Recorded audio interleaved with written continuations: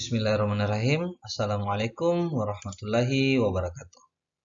Kali ini kita di pertemuan kedua akan membahas mengenai ruang lingkup antimikroba yang beberapa saat yang lalu kita sudah membahas mengenai pendahuluan tentang antimikroba secara umum.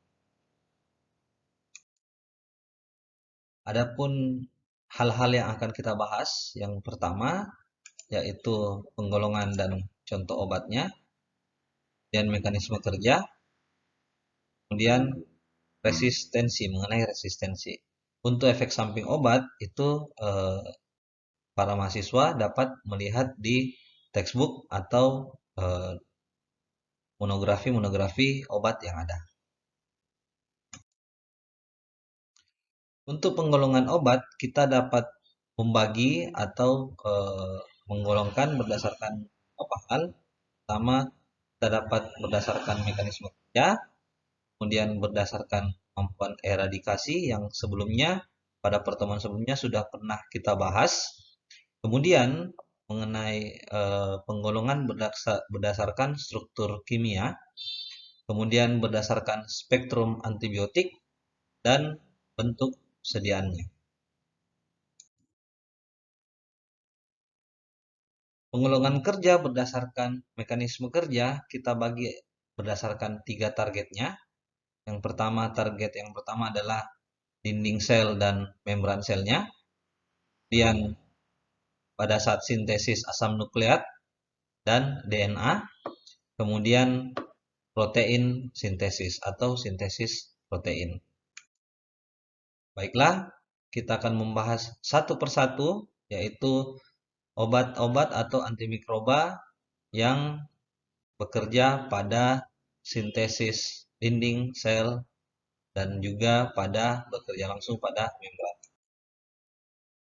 Nah, kalau kita recall, kalau kita mengingat pada pelajaran mikrobiologi, ya, kita di sini melihat struktur penyusun dari dinding sel bakteri, ya. Di sini bagian atas ini, ya,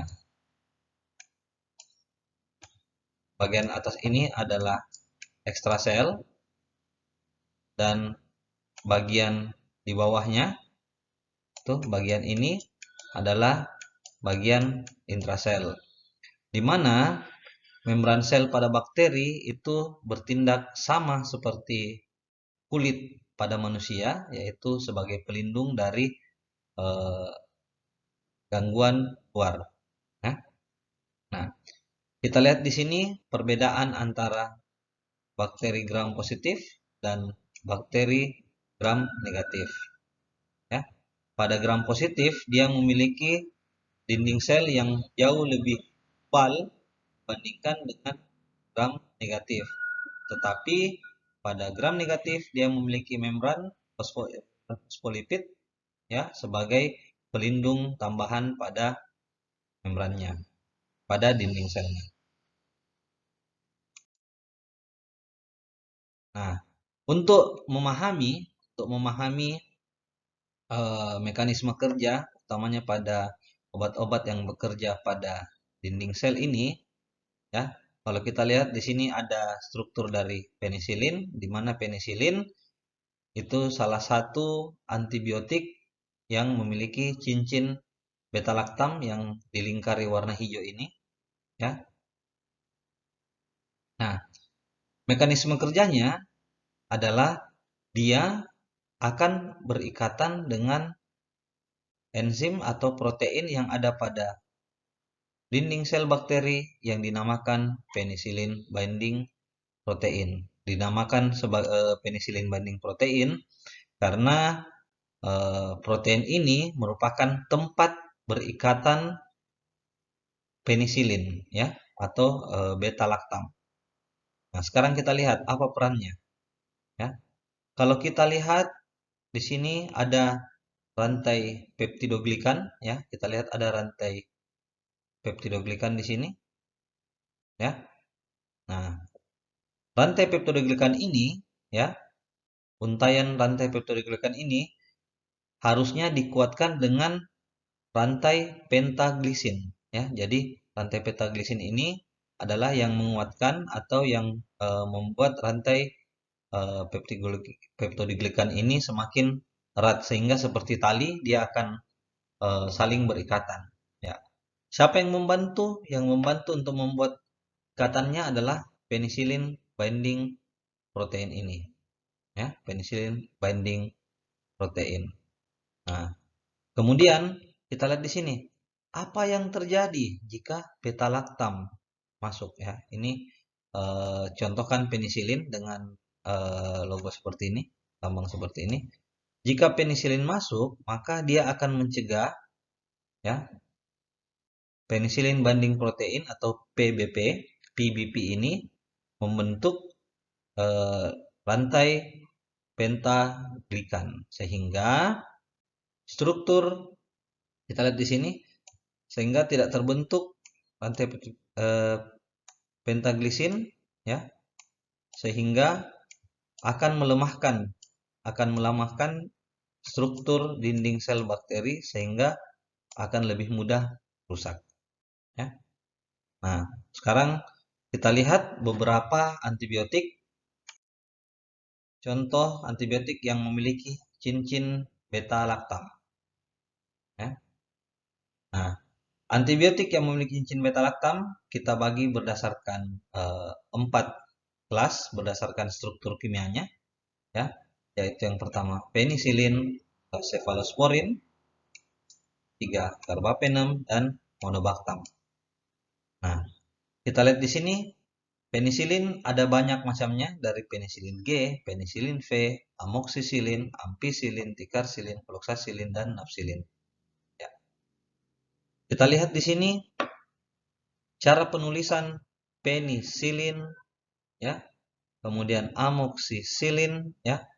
Misalnya kita bandingkan penisilin dan amoksisilin, peninya besar, amoksnya besar, silinnya kecil. Nah, ini nanti kalian akan pelajari di apoteker mengenai cara menuliskan obat-obat yang kategori lasa, look like, sound like ya, supaya tidak salah dalam mengambil obatnya.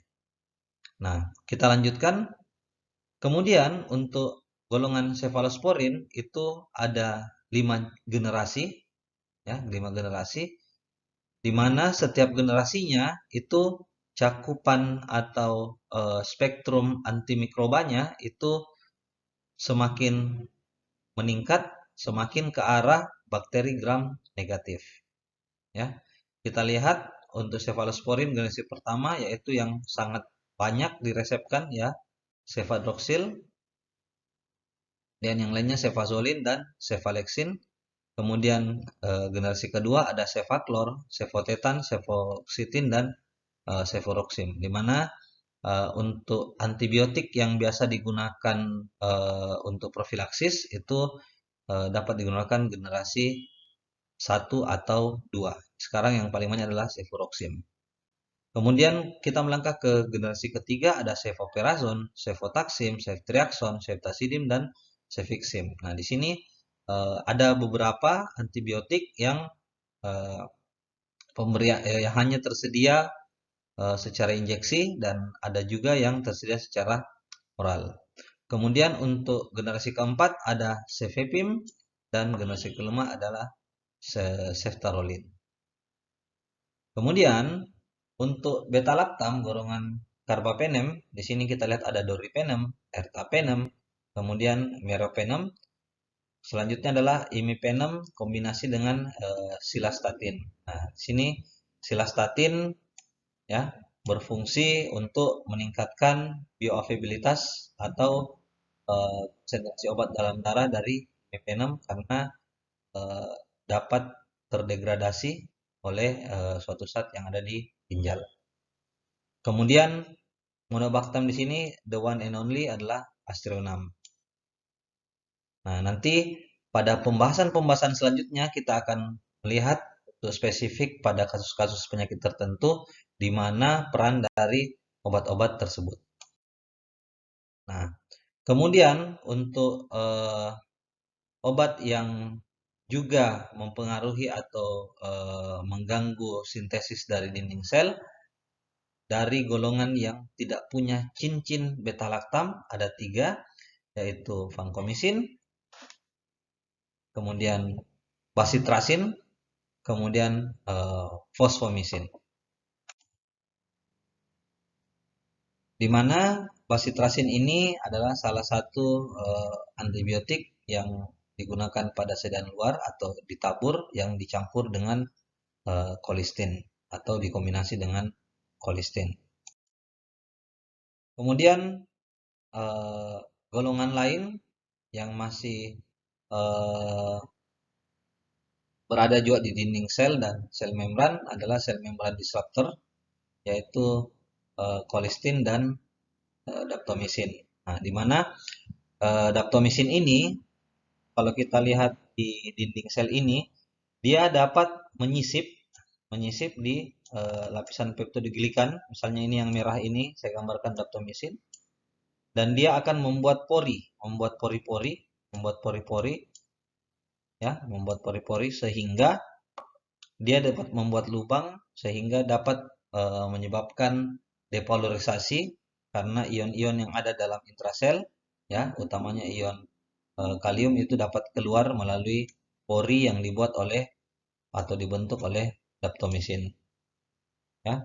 Kemudian kolistin juga mirip seperti itu, tetapi dia berada di antara peptidoglikan ini, ya, sehingga dia dapat membuat dinding-dinding sel peptidoglikan ini dapat ruptur atau lemah strukturnya. Kemudian kita melangkah ke obat-obat yang menghambat sintesis asam nukleat, ya, dan DNA. Kita fokus kepada pembentukan dari asam folat, ya, asam folat. Nah, kita ceritakan sedikit dulu mengenai sintesis dari asam folat, di mana asam folat terbentuk dari eh, beberapa tahap, yaitu pertama pteridin, kemudian para aminobenzoik acid, ya. Kemudian dengan adanya enzim dihidropteroid sintetase ini dapat membentuk dihidropeteorik acid, asam dihidropeteroid, ya. Kemudian dari ini akan membentuk asam dihidrofolat, ya. Kemudian asam dihidrofolat dengan adanya enzim dihidrofolat reduktase, ya, yang mereduksi dihidrofolat ini akan terbentuk tetrahidrofolik acid, ya. Nah, berbeda dengan manusia yang dapat menggunakan asam folat dari makanan luar, bakteri tidak bisa, dia harus membuat sendiri asam folat, ya. Dari ini akan digunakan untuk pembentukan purin, ya, dan pirimidin. Nah, ini dikenal dengan struktur yang menyusun DNA, ya. Dapat nanti dipelajari lagi mengenai sintesis DNA, ya. Nah, kemudian dari relaxed DNA ini harusnya disimpan di dalam sel, ya, di dalam sel.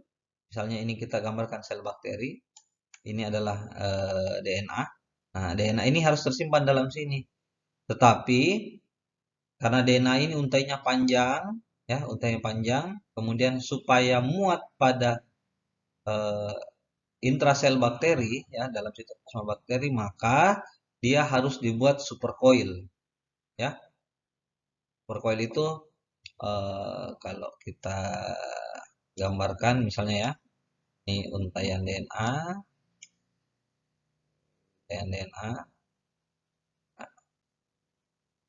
ini untaian DNA.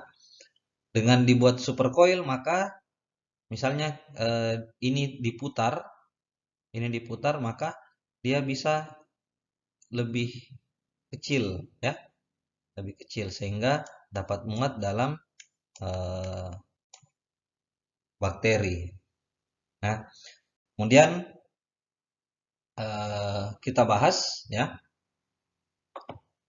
Nah, di sini ada struktur dari sulfonamid, ya. Ini adalah sulfonamid. Kemudian di sini adalah para amino benzoic acid. Ya, di sini sulfonamid, ya. Sulfonamid itu adalah analog, ya, mirip dengan para amino benzoic acid, sehingga jika golongan obat sulfonamid diberikan, maka tidak terbentuk asam dihidroteurik, ya, atau dihidropteorak, sehingga tidak terbentuk urin dan pirimidin, ya. Begitupun dengan sulfamethoxazole, ya. Sulfamethoxazole itu bekerja menghambat kerja dihidroperteroat sintetase, ya. Dan trimetoprim dia menghambat dihidrofolat reduktase.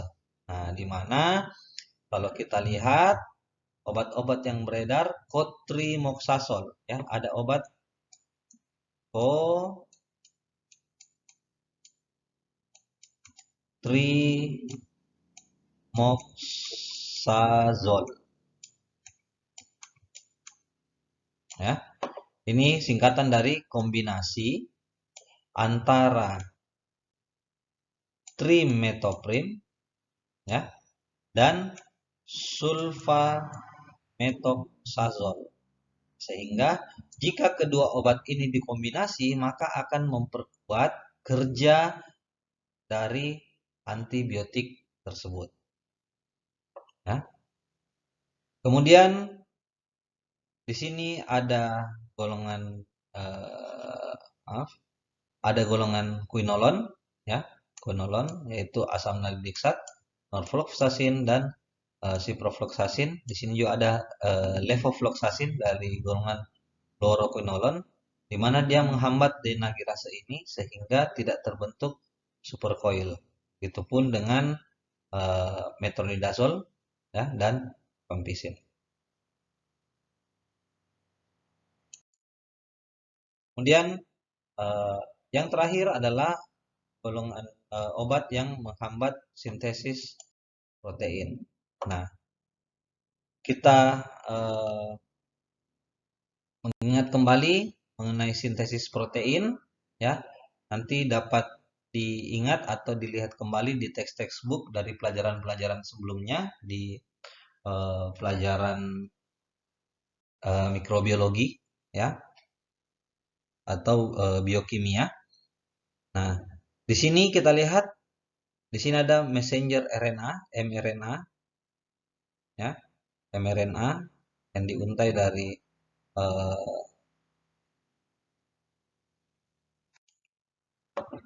nah, di mRNA ini, messenger RNA ini, di sini ada terdiri dari kodon-kodon, di mana kodon-kodon ini yang akan menjadi coding untuk pembentukan asam amino. Kemudian kalau kita lihat di sini ada ribosom, ya, ribosom. Yang kecil ini adalah ribosom 30S yang berikatan sama mRNA.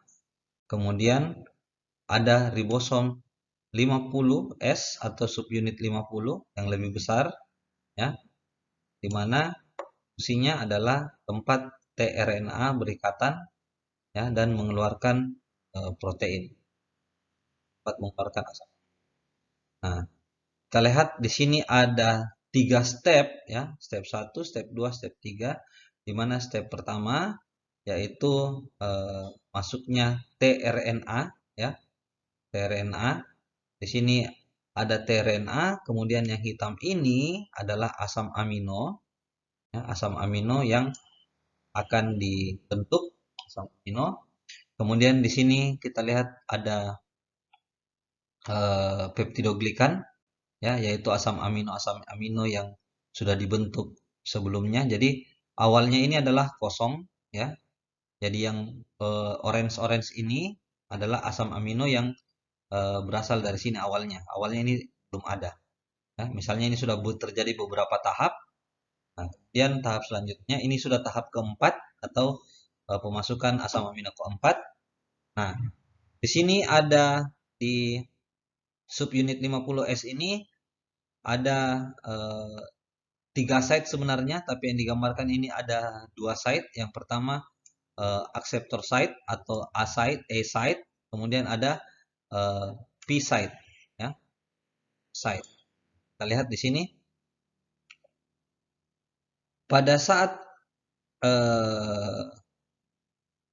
tRNA, ya, tRNA masuk ke A site, maka akan terjadi transpeptidasi, ya, akan terjadi transpeptidasi di mana transpeptidasi ini asam peptida di sini, rantai peptida yang ada di sini dia akan eh, pindah, ya, akan pindah di sini, akan pindah ke asam amino untuk berikatan dengan asam amino yang baru, ya, sehingga di sini terdapat ini, ya, di sini akan terdapat tRNA yang tidak bermuatan, dan ini akan terlepas nanti di sini ada A site yang tadi saya ceritakan. Di sini ada A site, dia akan pas di sini, ya.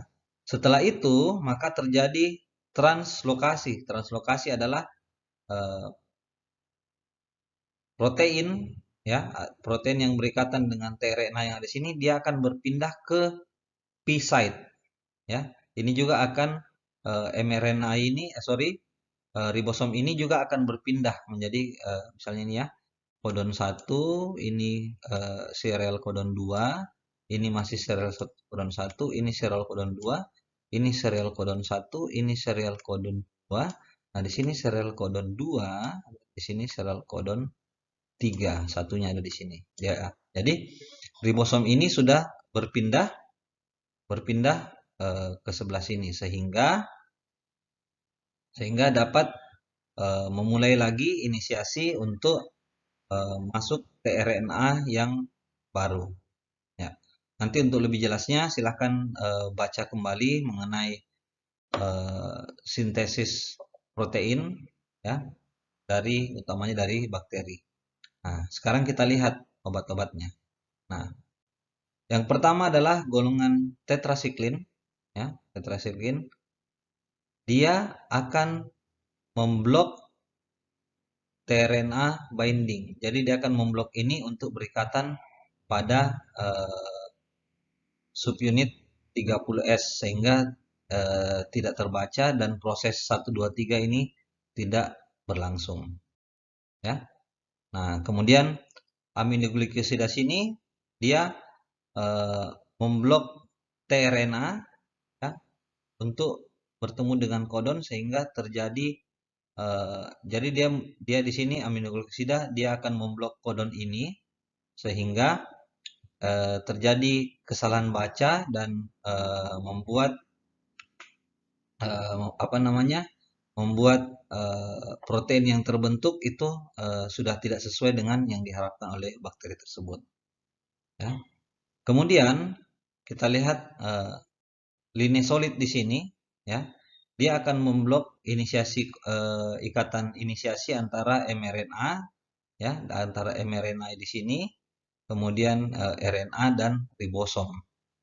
Kemudian sedangkan kloramfenikol dia menghambat transpeptidase sehingga tidak akan terbentuk untaian yang baru dari asam amino dengan asam amino yang lainnya.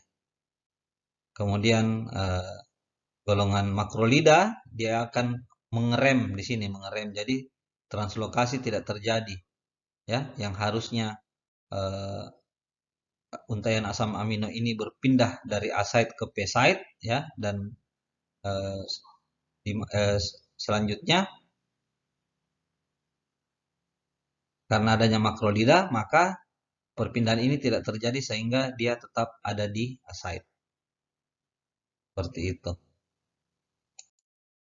Nah, ini yang ada di farmakologi ulasan bergambar atau di Pincode Illustrated Pharmacology untuk ringkasan dari mekanisme kerja sel. Nah, kalau kita lihat banyak obat di sini, ya, yang harus menjadi modal kita adalah obat-obat yang ada di Indonesia. Nah, nah, kemudian kita berbicara mengenai mekanisme dari resistensi antimikroba. Nah, sekarang kita harus tahu dulu itu apa sih itu resistensi, apa itu resistensi antimikroba, ya, atau biasa disingkat dengan AMR. Ya. Antimicrobial resistance atau resistensi antimikroba dapat terjadi ketika apakah bakteri atau virus atau fungi atau parasit, ya, atau yang disebut mikroba itu tidak lagi dapat merespon obat atau tidak, obatnya sudah tidak mempan, ya.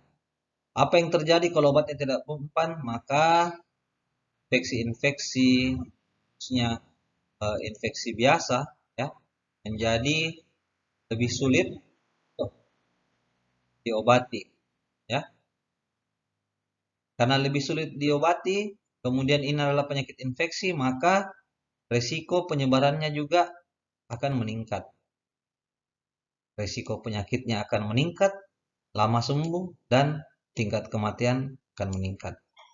Nah, kalau kita sekarang berada di era pandemi, ya, era pandemi akibat virus SARS-CoV-2, maka ketika era antimicrobial resistance terjadi dan semua antibiotik, ya, antibiotik sudah mengalami resistensi, atau semua, misalnya ada satu bakteri yang resisten terhadap semua antibiotik, maka keadaan pandemi dengan COVID-19 itu tidak ada apa-apanya dengan COVID-19. Jauh lebih menakutkan, jauh lebih eh, apa namanya, jauh lebih parah dibandingkan kondisi pandemi ini, ya.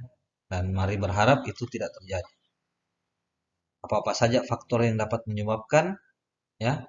Yang pertama, adanya overuse. Sorry, saya ubah dulu ya. Adanya overuse atau penggunaan yang berlebihan, atau penyalahgunaan, ya, penggunaan yang tidak tepat.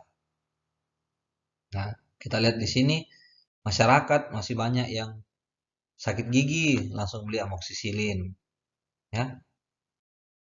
Buang air atau diare langsung beli tetrasiklin. Nah, itulah salah satu faktor yang paling banyak di masyarakat, ya, yang dapat menyebabkan percepatan dari resistensi antimikroba ini. Dan resistensi antimikroba itu diprediksi tetap akan terjadi, tapi peran kita adalah bagaimana caranya melakukan rem. Nah, untuk itu resistensi antimikroba juga menjadi satu perhatian yang khusus, ya, oleh WHO, di mana setiap tanggal 18 sampai 24 November itu menjadi World Antimicrobial Awareness Week, ya.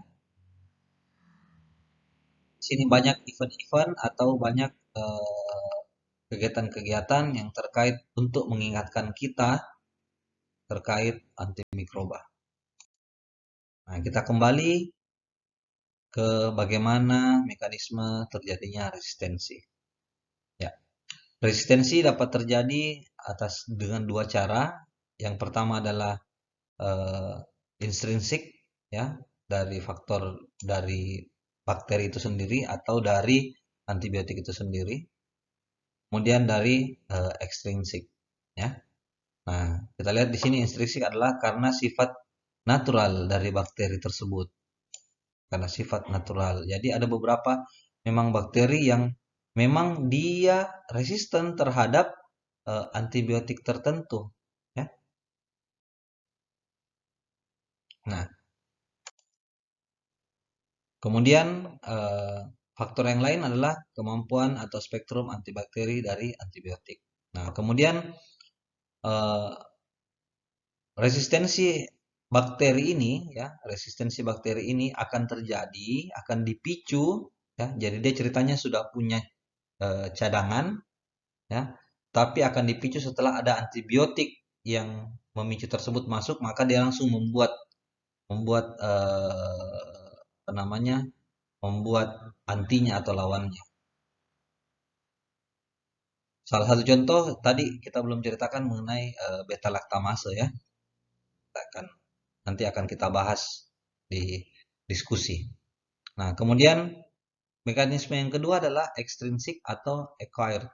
Nah, kapan terjadi ini? Jika terjadi mutasi, ya, atau di transmisi, transmisi di transfer, ya, ditransfer dari bakteri satu ke bakteri yang lain. Nah, kemudian yang paling penting di sini, dia adalah agen spesifik, ya, bukan kelas spesifik. Jadi misalnya jika terjadi resistensi ekstrinsik, ya, misalnya salah satu contohnya adalah eh, ceftriaxone, ya, dari golongan cephalosporin generasi ketiga. Jika ceftriaxone resisten, maka jika resistennya terjadi secara acquired atau extrinsic, maka belum tentu resisten juga terhadap cephalosporin generasi ketiga yang lain seperti cefotaxim dan sebaliknya. Nah, kita lihat di sini beberapa bakteri yang mempunyai resistensi intrinsik dengan eh, antibiotik-antibiotik. Nah, kita lihat untuk semua gram positif itu resisten terhadap Aztreonam. Jadi Aztreonam tidak bisa lagi digunakan pada seluruh antibiotik yang gram positif. Ya. Kemudian Enterococcus itu resisten terhadap aminoglikosida, cefalosporin, dan linkosamid. Jadi kalau ada Enterococcus, penyakit yang disebabkan oleh Enterococcus itu sia-sia diberikan aminoglikosida, cefalosporin, dan linkosamid. Nah, kemudian E. coli, ya, E. coli tidak bisa digunakan untuk golongan makrolida, ya. Nah, dan seterusnya. Nah, kemudian di sini dari buku antibiotik esensial, ya, di sini kita lihat dia membagi beberapa antibiotik berdasarkan high resistant potensial antibiotik, ya.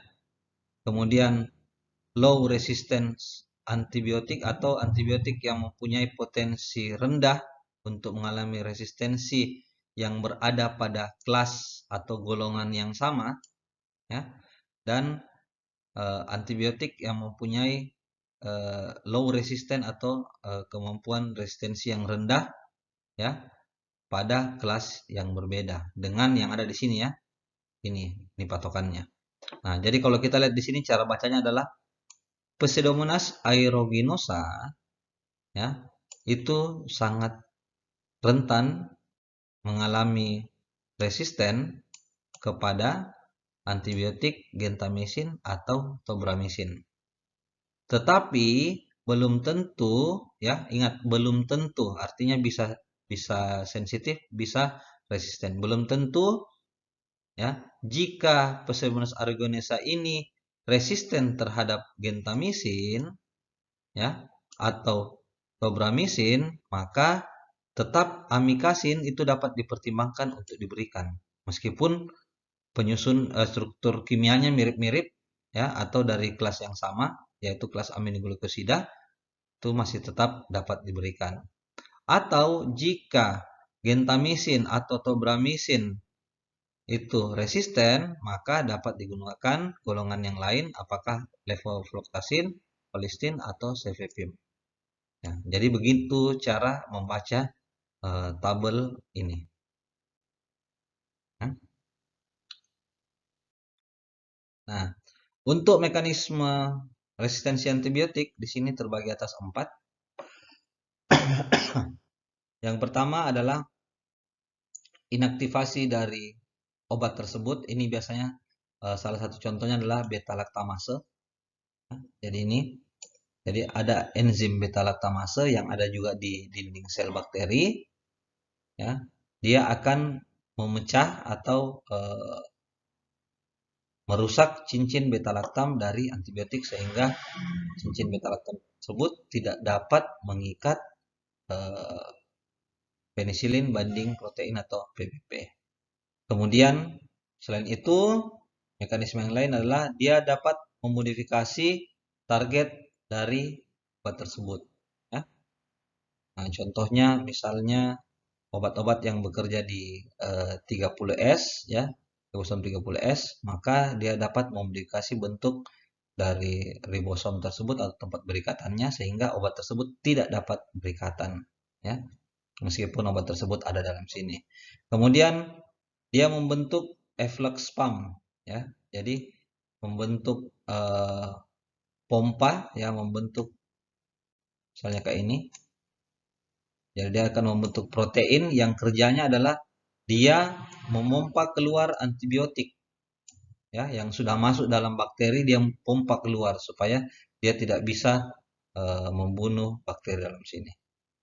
Apalagi yang lain, dia mencegah, ya, limiting uptake of a drug. Jadi dia mencegah obat masuk ke dalam eh, sitoplasma atau intrasel dari bakteri.